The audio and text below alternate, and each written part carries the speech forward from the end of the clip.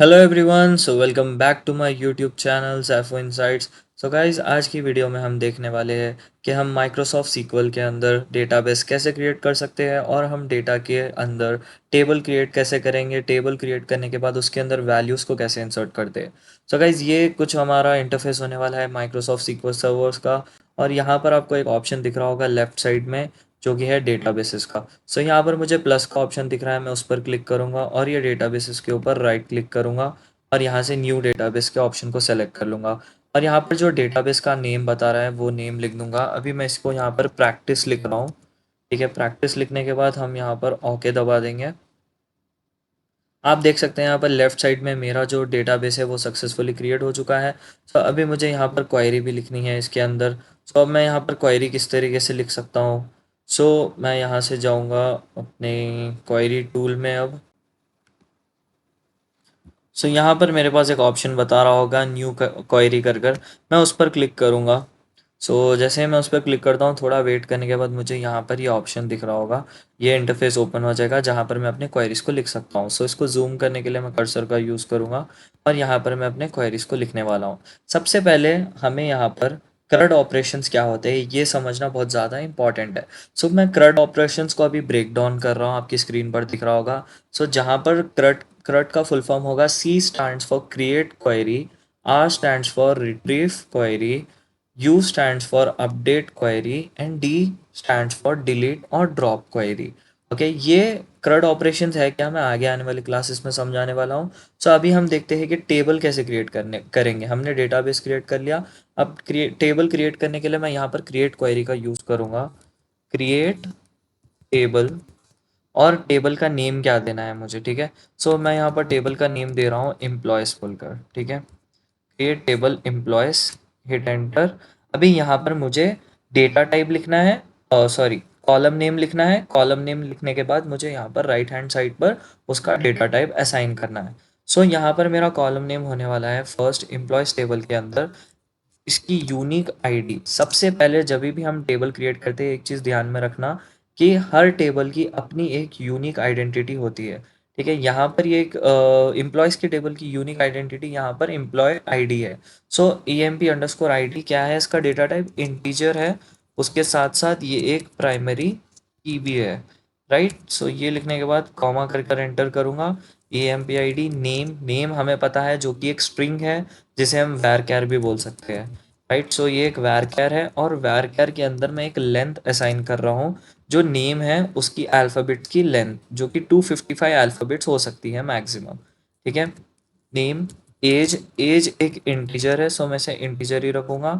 Again comma, salary, ठीक है। Salary यहाँ पर मैं लेने वाला हूँ डेसिमल, ठीक है, जो कि 10,2 डेसिमल वैल्यू होगी मेरी, ठीक है।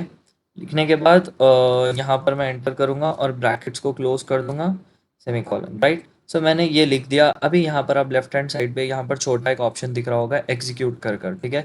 सो ये मेरी टेबल क्वेरी मैंने लिख दी और यहाँ पर इसे एग्जीक्यूट कर दिया। सो यहाँ पर आप देख सकते हैं मेरा कंप्लीशन टाइम यहाँ पर बता रहा है, जो कि ऊपर भी यहाँ पर बता रहा है command completed successfully, commands completed successfully. So अभी मेरा यहाँ पर टेबल क्रिएट हो चुका है। सो अब मैं यहाँ पर अगर क्लिक करूँगा टेबल्स के ऊपर, सो आप यहाँ पर देख सकते हैं डेटाबेस के अंदर टेबल जो है एम्प्लॉयज़ टेबल वो सक्सेसफुली क्रिएट हो चुका है। उसके कॉलम्स देखना है तो मैं यहाँ से देख सकता हूँ। ये जो की का ऑप्शन बता रहा है ये रिप्रेजेंट कर रहा है कि ये जो एम्प्लॉय आईडी मैंने क्रिएट करी है ये एक प्राइमरी की है। सो गाइस, कुछ इस तरीके से आप माइक्रोसॉफ्ट सीक्वल सर्वर के अंदर डेटाबेस क्रिएट करोगे और उसके अंदर आप एक टेबल क्रिएट करोगे। सो नेक्स्ट हम देखेंगे कि अब इसी टेबल के अंदर मैं वैल्यूज़ कैसे इंसर्ट करूँगा, मतलब कि ये जो कॉलम्स है ये कॉलम्स के अंदर मैं डेटा कैसे इंसर्ट करूँगा। सो इसके लिए मैं अभी यूज़ करने वाला हूँ इंसर्ट क्वेरी का, ठीक है, जो कि मैं लिखूँगा इंसर्ट इनटू। किसके अंदर इंसर्ट कराना है मुझे, एम्प्लॉयज़ के टेबल के अंदर, राइट। सो यहाँ पर insert into employees table enter करूँगा, सॉरी, एंटर करूँगा। एंटर करने के बाद मुझे यहाँ पर ये जो कॉलम नेम्स है वही लिखने हैं। सो मेरे पास यहाँ पर कॉलम नेम है EMP_ID, कॉमा करूँगा।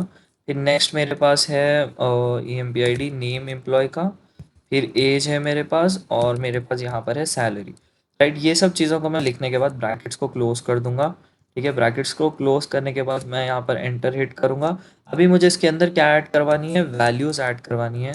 सो मैं यहाँ पर वैल्यूज़ कर लिख दूंगा। ठीक है, सो जैसे मैं यहाँ पर वैल्यूज़ लिखता हूँ, ठीक है, वैल्यूज़ लिखने के बाद एंटर हिट करूँगा। आप यहाँ भी कंटिन्यू कर सकते हो वैल्यूज़। सो अभी मैं यहाँ पर एंटर करूँगा और यहाँ पर मेरी EMP ID क्या है मुझे असाइन करनी है, 101 करना है मेरे को एंटर, तो मैं 101 लिखने वाला हूँ। ठीक है, नेम जो है वो एक स्ट्रिंग है, इसलिए मैं उसको सिंगल कोट्स में लिखने वाला हूँ।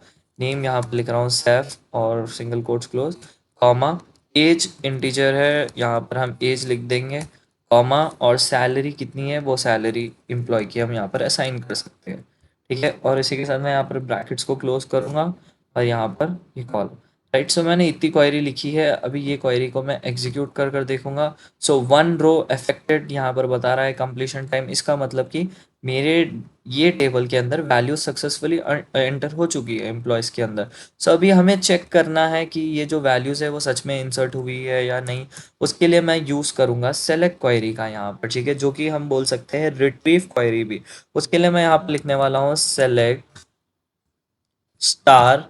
स्टार को हम लोग ये सोच कर पढ़ेंगे जो कि एवरीथिंग है, तो मैं इसे कमांड दे रहा हूँ, क्वेरी दे रहा हूँ, select everything from employees table. ठीक है, select everything from employees table, right. So ये लिखने के बाद फ्रॉम एम्प्लॉयज, राइट। अभी यहाँ पर हमने फ्रॉम लिखना भूल गया था। सो इसका स्ट्रक्चर कुछ ऐसा होगा, मैं इसे कमांड दे रहा हूँ सेलेक्ट करने के लिए, स्टार एक रिप्रेजेंट करता है एवरीथिंग के लिए, सेलेक्ट करो सब कुछ एम्प्लॉयज के टेबल में से। अब इस वाली क्वेरी को मैं एग्जीक्यूट करूँगा, ओ सॉरी, इस वाली क्वेरी को अब मैं एग्जीक्यूट करूँगा। सो यहाँ पर आप नीचे देख सकते हो आउटपुट के अंदर मेरा रिजल्ट जो कि बता रहा है यहाँ पर, ठीक है, जो कि EMP ID 101, name Saif, age 23, salary same. आगे अगर आपको और वैल्यूज़ इंसर्ट करने हैं इसके अंदर तो आप यहीं से जाकर यहाँ पर आप लिखने के बाद कॉमा देंगे, कॉमा देने के बाद अगेन आप यहाँ पर आएंगे 102 मुझे इंसर्ट करवानी है, कॉमा, और यहाँ पर इसके अंदर आप नेम दे दोगे कुछ भी, आदिल ले रहा हूँ मैं, फिर कॉमा देंगे, आप एज लिखोगे और उसके बाद आप अगेन सिमिलरली सैलरी लिख दोगे, एंटर लिखोगे और यहाँ पर आप सेमीकोलंस दे दोगे। ठीक है, ये लिखने के बाद अब मैं इसके अंदर वैल्यूज़ इंसर्ट करा रहा हूँ। 101 ऑलरेडी एग्जिस्ट करती है तो ये मुझे एक एरर देगा, राइट। सो एरर दे रहा है, ये बोल रहा है कि जो वायलेशन ऑफ प्राइमरी की, क्योंकि प्राइमरी की हमने किसे दिया था यहाँ पर, EMP ID को, इसलिए ये नीचे हमें यहाँ पर एरर फॉर्म कर रहा है क्योंकि प्राइमरी की बार बार रिपीट नहीं हो सकती है। सो 101 ID ऑलरेडी एग्जिस्ट करती है, सो मुझे इसे हटाना होगा। ठीक है, मैं इसे हटा दूंगा। अब ये 102 वाले को लेकर मैं इसे एग्जीक्यूट करूँगा। ठीक है, जैसे ही मैं एग्जीक्यूट करता हूँ रो अफेक्टेड और मेरी क्वेरी सक्सेसफुल हो चुकी है। अभी मैं पूरा टेबल प्रिंट करूँगा, अब देख सकते हैं यहाँ पर मेरा नया डेटा ऐड ऑन हो चुका है। सो गाइज ये था हमारा सेशन कि हम माइक्रोसॉफ्ट सीक्वल सर्वर के अंदर डेटाबेस कैसे क्रिएट करेंगे और टेबल कैसे कैसे क्रिएट करेंगे, और उसके बाद हम टेबल के अंदर वैल्यूज़ कैसे इंसर्ट करेंगे। सो थैंक्स फॉर वॉचिंग, आने वाले क्लासेस को भी अच्छे से देखना आप। टिल देन के लिए लव यू ऑल, बाय।